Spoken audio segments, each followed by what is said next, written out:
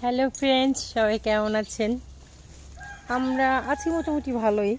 তো আজকে আমরা যাচ্ছি পাশের বাড়িতে মনসা বই, মানে মনসা মঙ্গল পড়া হয়।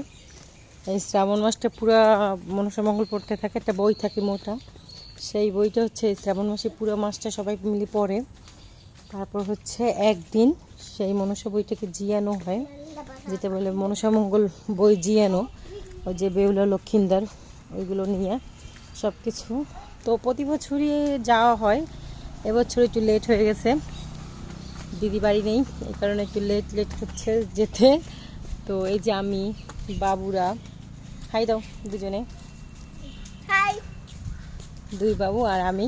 আর মা সকাল সকালে চলে গিয়েছে, 12টার দিকে শুরু হয়েছে বই পড়া। আর এই বই শেষ হইতে হইতে রাত প্রায় 10টা, 10:30 বেজে যাবে। তো অত পর্যন্ত তো আর ভিডিওতে দেখা সম্ভব না, যতটুকু সম্ভব ততটুকু আপনাদের দেখাবো।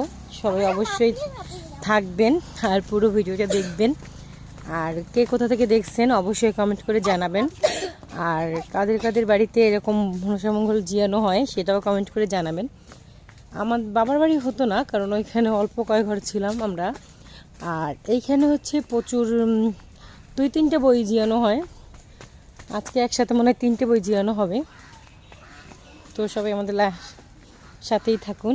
আর পুরো মনসামঙ্গল বইগুলো পড়া যদি ভালো লাগে অবশ্যই ভিডিওটা শেয়ার করে দেবেন। তো এই যে আমরা আমাদের যে মন্দির, ওইখানে বইটা পড়া হবে। প্রতিবার এই বাড়িতে হয়, ঠাকুর বাড়িতে ওনাদের বই। এবার মন্দিরে কি সুন্দর, রাস্তার উপরে 2টা শালিক দেখা যাচ্ছে। মনে হয় হালকা হালকা পড়ার সাউন্ড শোনা যাচ্ছে আমার মোবাইলে, সঠিক বলতে পারবো না। তো দেখি কতদূর পড়েছে।